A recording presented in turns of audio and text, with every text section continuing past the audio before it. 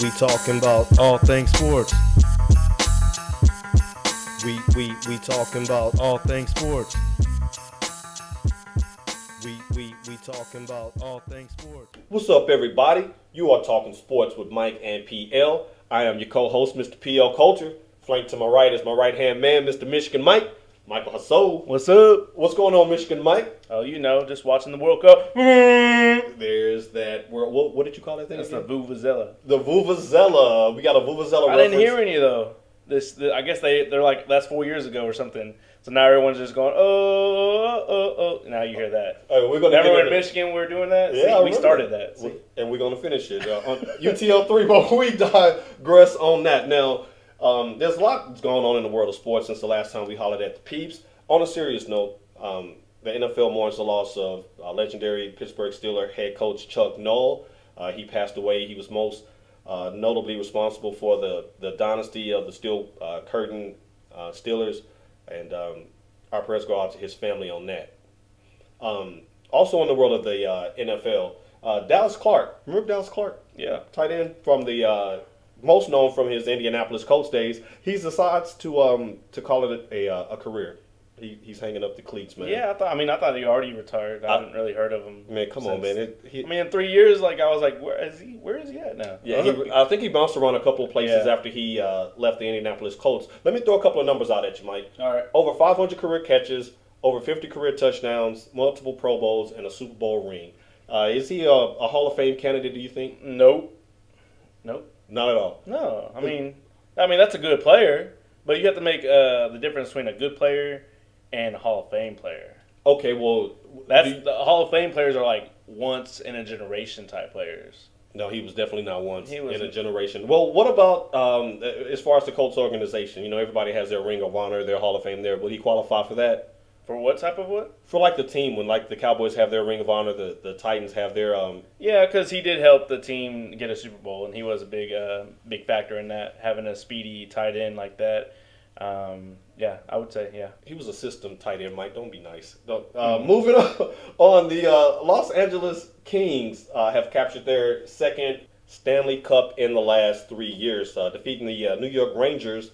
They just had their parade today. Congratulations to the LA Kings. Yeah, really good team this year. Yeah, and it was pretty remarkable how they won a ton of games without even leading. Going into overtime. So yeah, they had a lot of Game 7s. Big ups to them. Also, in the world of college baseball, we have the World Series getting underway, right? Yeah, College World Series underway. Big 12 actually had 3 teams going into the College World Series, being TCU, Texas Tech, actually for the first time ever to get in, and Texas. All right, shouts out to actually, Texas Tech. as we speak, Texas Tech just got eliminated. So, wow. Yeah, so they still have a TCU playing right now, and they have Texas. So, everyone go check out the College World Series. Right, and I'm personally pulling for the Vanderbilt Commodores, hometown Nashville, Tennessee. Good luck to you guys. Now, onto the professional ranks. Well, we'll spend the majority of our time with the Peeps. We'll start with the NBA Finals. Now, someone in the studio, probably not named PL Culture, suggested that the Spurs would get one for the thumb, huh? Man, I told you, man. Before the playoffs started, I said Spurs are going to win. All right, so and that did. So what happened? Spurs just dominated. I think a lot of it included with their bench. They threw out so many stuff out them, and they actually played as a team, and they just got it done. Open shooters. Miami, pretty much their defense didn't have an answer for that. It seemed like they didn't know what to do. Like, did you not see the film, or did you not know how they played before? Right. And Coach Popovich, he made a key adjustment in Game 3 going to that up-tempo pass game. Yeah. And Miami was still trying to trap, and it just was not a good look. As each game passed, I knew that eventually I'd have to come face you for this. The Heat in 6 sounds absolutely ridiculous. On June the 18th, 2014. So yeah, it was a crazy series, man. This is the first time that Miami as a team just got boo-booed on. All the wins, the 4 wins were around 20-point differential. Right. Or 15 or 20. I think they said 15. Which is one of the highest in NBA history. Right. And it's almost unheard of for a Miami Heat team that for the last few years hadn't even lost back-to-back playoff games. Right. So to get steamrolled and boat race 3 straight games was really. Well, you really heard what impressive. LeBron said. They kind of asked him, does this hurt the most? And he's like, well, no, probably the 2011 one against the Mavs, just because they thought that they were just going to win. They were going to steamroll the Mavs, which didn't happen. He said that's why. He said this one, it doesn't hurt as much just because they got dominated. And it shouldn't hurt as much because there's no way going into Game 5 that you thought that you were the better team on that court. If Right, you're the Miami no Heat. way. There's no no way. I mean, there's 8 odds between us here in this studio, and all 8 of them saw complete domination by the San Antonio Spurs. Man, it was just a clinic. Every clinic. game was just like kids, watch this because this is how you're supposed to play. It's how you want to play the game. It's how you want that's how you want your league represented. Yeah. In a sense. Well, I kind of hope that that more teams follow what the Spurs are doing, more of a team basketball type play rather than let's just put a whole bunch of all-stars and let's try to win a championship. Now, in fairness to the Heat, when they did play like a team, they enjoyed tremendous success. Yeah. Now, But he didn't have any help this year. which leads me to my next question. We talked about the keys to victory a few weeks ago, and you said the Heat get the three-peat if LeBron gets some help. That obviously did not happen. What in the world happened to the other big two? Just missing shots. Wade tried to drive the lane, thinking he was going to get fouled. Spurs played excellent defense and saying, "No, we're not going to put you on the free throw line. We're going to make you make these crazy layups that you try to make when you never make them." So that's what he kept trying to do, just throw it up. And he reminded me of old JJ Barrera. If any Mavs fans are out there, they know how that was. He just drive the lane, not even look at the rim, just whoop. And I'm like, dunk, like air ball, like what are you doing? I mean, and then it was just bad. I mean, you can't really blame LeBron James. It's just I don't see how people are doing that. How can you blame a person that averaged way more than 20 points a game, had rebounds, and he had 35 points in the last game, and they still lost by 20 points? Right. He was the only one playing defense, getting swats. He got them started with the big lead in the first quarter, Game 5, and he turned around and looked for help. And even him, which I called because remember we were on the phone, and I was like, they might as well put LeBron at the shooting guard or the point guard. to run the point. Yeah, he had 6 points and a couple of assists. Yeah, I was like, right out the gate. what else do you want him to do? He's like, just give me the ball. And of course, Spurs caught on, and they were like, all right, well, let's try to double team him and make him pass the ball. Right. Of course, he passed the ball, and no one else makes a shot. So now, as far as disappearing acts go, one of the more notable ones was Mario Chalmers, the point guard. He's been a mainstay there since 2008. He was always known as a clutch player. Did he just coach himself out of a job? I mean, play himself out of a job? yeah, he's out. Yeah, I see him coming off the bench from now on from any team he goes to. But I remember they were asking, different, the Spurs owners, and they're saying, like, how do y'all build your team? The way they build their team is they don't go for particular people that can average 15 points a game or, we need another 15 or 14 points a game. They go after what they need. An example, they got Diaw. Bobcats released him. That's laughable. Yeah, so they released him, and the Spurs said, hey, we just need somebody that can catch rebounds and that can pass the ball. And he did that at a very high level. That's what he does. So Right. they were like, okay, yeah, you can fit into our system. Just, we don't need you to score all the points. We have those players. Right. Just do what you do, and then just them getting, scouting and getting the right people for their system. They have a system. They know this is what they want, and they go out and get it. And to extremely successful results as we've seen over the last 2 years. There was absolutely no letdown from last year's finals. Congratulations to the San Antonio Spurs. They truly deserved it. Now, touching back down in South Beach, there's going to be definitely some roster shakeup. I think Birdman has already said that he's going to opt out this summer and test the free agent market. He totally hurt himself as well. He was completely dominated by Tim Duncan, but I guess anybody would have been the way Duncan was looking there. So Pat Riley, he definitely has his work cut out for him. Yeah, I definitely think so. And so what do you think about Dwayne Wade? Like, where do you think he goes now? Do you think he's relevant anymore in the NBA? Like, Oh, wow. do you think he's gonna start coming off the bench on another team? Let me know your thoughts, Paul. Oh wow, man, Dwayne Wade. To be 32 years old, it sounds almost heinous for me to say that I think that it's a wrap. But Mike, I mean, the fork is in the dishwasher, and it's about to be stuck in him. I just don't. From what I saw in the finals, from what I saw, he missed all of those games, and it was an attempt for him to be healthy for the finals. I didn't see any real injuries. He said himself after several of the games he wasn't injured, but the production was just absolutely horrible. Mike, let me ask you a question. Did you see the 12-minute video that Deadspin put out highlighting Wade's defense in those first 3 games of the No, but I can just imagine because I was watching the games. Yeah. You need to do yourself a favor. Whenever you have 12 minutes that will totally change the complexion of your day, I need you to Google that, YouTube that, get that into your favorites because you're going to really enjoy that. Wade, he's done, and I really think that everything that happens from this point forward in Miami, it's going to totally depend on Dwayne Wade. Does he think he's done? I guess that's the main thing. We totally see that. Yeah, we'll see. Now moving on to the Batman in this Batman and Robin, LeBron James. After everything that he went through in these finals, everything that you talked about as far as his performance and lack of health, does that push him out of the door? Does he opt out this year? Should he opt out this year? What would you do if you were LeBron? He kind of had. I honestly would want a new look. I'd probably go somewhere else. I mean, I might be biased because I don't like Dwayne Wade, so I wouldn't want to work with him anymore. And I mean, you kind of saw some tension though towards the end, like when them two in the conference. Like Dwayne Wade would just have it like his when you're younger and your dad's just sitting next to you and you did something wrong, you have your head down. Right. What Dwayne Wade looked like. And I'm willing to guess that it really intensified after Game 1 when LeBron James went out with the cramps. That's why you pay all the money for a big three. It shouldn't be that big of a drop off from basically a 7-point lead to getting throttled the last quarter of that game. And Dwayne Wade was completely lifeless and clueless out there. He made no impact plays. He didn't get to the line.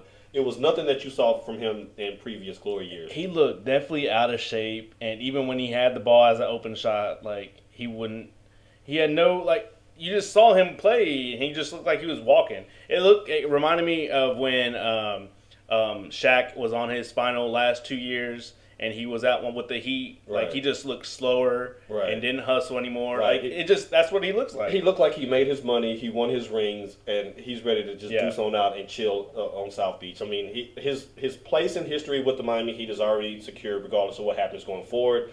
But you got some soul searching to do that actually might be blog worthy. Now, with LeBron, roster-wise, I think he definitely has some options elsewhere, but I wonder if he would worry about being a mercenary, just going to the highest bidder, the best team, to keep running from team to team. If he took a beating from the Jordan fans before, he's going to take a beating if he leaves again. I think that as sensitive as he comes off, that may play a part too. I don't think it will, just because he's trying to get away from being in someone else's image. I mean that's why originally he changed his number because he was tired of hearing the comparisons.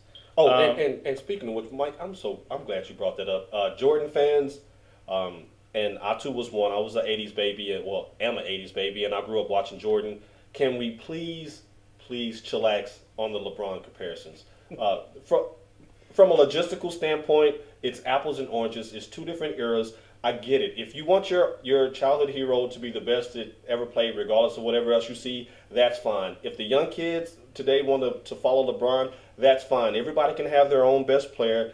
The venom that comes on my timelines is it's at epic proportions after a LeBron loss. I am an admitted LeBron fan. You know this, Mike. Mm-hmm. But this week the folks really stepped their game up. We saw some awesome memes that we'll profile here as you're listening to us. And with that being said, we want to give a shout out to Daniel Bueno. He sent us a good one with Udonis Haslem. We'll see. What is he doing here? Yeah, he has one arm over his shoulder, and LeBron's looking down, and it says, "Don't cry, LeBron. At least you ain't cramping." I think this was probably after another one of Dwayne Wade's unsuccessful attempts of getting an and one.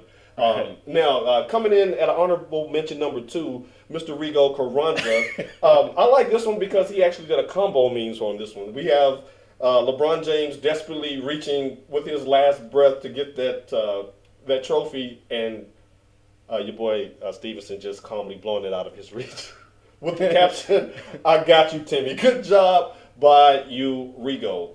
Coming in first place in the I Hate LeBron meme sweepstakes. That would be the West Side's own Carlos Coronado. He has a little hometown flavor here with the whole boys in the hood look. That Bosch expression. Mike, you're going to have to drop this picture on there. The folks got to see this. This looks absolutely ridiculous. Although... So does that mean LeBron's dead? Or is he dying? What is? I think this means that or is the he big three are cramping? over. I don't know what... Okay. Oh, he could be cramping. But honestly, I think that from what we've seen in this finals, you can swap LeBron and D-Wade. Because I think D-Wade is the one definitely. that and LeBron should be looking up like that with the lip going up like that. Like, man, stop playing. No. We can't. No. Moving on in a hurry. Okay, now, the USA, they finally gotten underway in the World Cup. Yep. Mike, your thoughts? All right, let's talk some World Cup. Man. So, as y'all guys know, the USA beat Ghana 2-1. If any viewers watched that, they know that we got dominated the whole game. By domination, I mean we scored in the first 30 seconds, which was great. That was, I was like, all right, cool. Yeah, that was an awesome moment, right? And, I mean, that was a good play, too. I mean, pass, and then one touch, boom. But then after that, the whole entire rest of the game, up until Ghana scored, was just playing defense. Like, they were just okay with their 1-0 score right there. And so we were just playing defense the whole time. And what I say, our defense sucks, right? And it was just like, what they try to do is they try to do an offsides trap, which means they pull the defenders up, and if one of their offensive players goes up before they passes to them, it's offsides call, which they kept trying to do. Is that like flopping in the NBA? No. Okay. No. No, it's not. I'll have to explain to you the next match. All right. So they kept trying to do that, but this is World Cup, though. I mean, these players know what an offside trap is, and so they were just going right past them, undefended, and free shot. Luckily, their guys didn't put it in except that one goal. But then when it was 1-1, it took them like a minute to score again. Like, why didn't y'all do this before? Another thing, we were having a lot of injuries. Altidore went out with a hamstring injury. Oh, wow. They said it was a sprain. They said he was going to come back. I don't think we'll see him back. Hey, don't jinx us, Mike. It looked pretty bad, man. He couldn't walk after that. And it seemed like maybe a slight pull.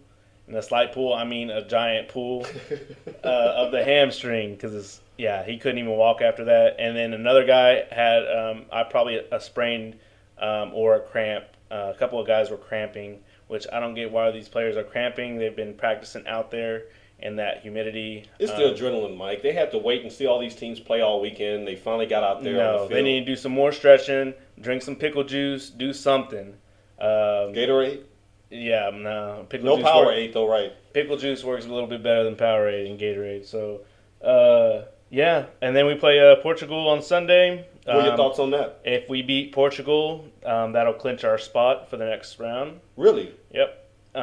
Because we already have 3 points. Germany has 3 points. So we just have to win, and we're in. So we just have to be aware of Ronaldo, which is their star player. And we have to, if we play defense like we did against Ghana and just try to play defense the whole entire time, we're going to lose 2-0. So, and we also had Mexico and Brazil today. Okay. Which was a really good matchup. Brazil, man, they had like 4 or 5 different chances to score, and Mexico's goalie just was doing a phenomenal job. But a lot of these people that are, rooting for Brazil and think, Brazil's probably a favorite, me including, if you think about it, they tied with Mexico today without their star player. Mexico's without their star player. They tied them with 0-0. And earlier this year, USA team actually beat Mexico. So, I mean, you kind of have to look at it as we have the potential to be an elite team or match up with international play. So, I mean, if we get our shit together, then can we say that word? That's a bad word, huh? We can't say that word. Then I'll bleep it out. I want to keep that in there. Then I see us going pretty far. So we'll see. Well, right on. Now I know last week one of our fans had chimed in basically dismissing the United States as a Yeah, viable soccer yeah. Let option. me get on that real quick. So I've actually had like Oh, God. 2 or 3 people, just one through Facebook and one through Twitter, and another just my cousin being my cousin, and We all have those cousins. they right? were all just like, soccer's never going to be big in in USA. I don't know why people are talking about it. No one is going to watch the World Cup. Blah blah blah blah. I'm sure some of you soccer fans hear this a lot, and it's laughable, honestly, at this point, to where USA owns the majority of the tickets that are at the World Cup in Brazil. I mean, some people are like, Wow. okay. I mean, those tickets are not cheap either. Oh, I can imagine. Yeah. So not only that, we also, we have a Major League Soccer league in America, which is really, they're big now. Like 10 years ago, they would not, you could literally get a free ticket, But now they're like literally selling out anywhere you go. We have one here in Dallas area, FC Dallas. Yeah, right on. So, there's LA Galaxy, there's different teams, New York, Red Bulls. So I just don't understand where their point is. I was saying is the game started at 5 or 4:30 for the pregame. And you go into any bar, and there's going to be a lot of people there. There was no traffic on the toll at 5 o'clock. Yeah, exactly. Everybody was getting off early to watch this game at a bar. And you can say, well, they wouldn't be showing it. There's nothing else on at that time. Well, then why? I know all these people are not going to go to the bar just to drink. I know there are some regular. That's fun to do at the bar too, though. There are some regulars at the bar, but not that many people wearing USA gear, jerseys, and scarves and whatnot. And with a win and a Sunday game, you can expect those bars to be filled again. Exactly. They also, if you watch the game, they showed like the live one of the in Chicago, one of their parks that was just full of people. They just had the big screen going up, and all those people were just watching there with other fans. That's just how you watch it. And I can't understand why people are saying, first of all, they're bashing it. And I'm like, if it's not popular right now, then why, as you being a non-soccer fan, are talking about soccer right now? As they maybe flip the right. Like, channel. so Right. Like, why even talk about it? Right. It will. There will definitely be a lot of talk about the World Cup leading into Sunday. There's a lot of excitement, at least here in the Dallas area. Everybody's talking about it, work, home play. So it's a very big deal here, and it looks like it's a big deal worldwide. Big time buzz, big time trends on Twitter. And speaking of Twitter, if you ever want to reach Michigan Mike, if you want to agree, disagree, share your points, he's always out there and available to the peeps. You can always reach him at Michael Hasso. That's MichaelJasso. And you can always reach me at PL Culture. That's at PLCOLTER. So, hey, speaking of which, we have to give a shout out to 5-Star Concierge here in Dallas. They provided us some good food today. Right, I'm grubbing right now, Yeah, and I delicious. think right after this I may have to take that ice off. This is delicious food. Trust me. So they're actually throwing an event tomorrow, or actually for you viewers right now, it'd be today, Wednesday, the 18th, from 6 to 9 here in McKinney. If you're living in the Dallas area or McKinney area, you can stop by. It's going to be there. We'll post it up here. So we're going to be up there. Right, and so if you want to come out and holler at your boys, Mike and PL Live, you can meet us in the place. I will definitely be there in attendance. You might not recognize Mike, but he has a fresh new buzz cut here. And I'm not going to have Michigan gear on. So. And he won't have Michigan gear on, so but he answers to the hootie hoo call of Michigan Mike, and he'll come right there. So it's a great event. It's going to be a lot of good people out there, good food, good drinks, and I will be in attendance. And like we tell you every week, ladies and gentlemen, life is a sport. So always play to win. Go blue. Go blue.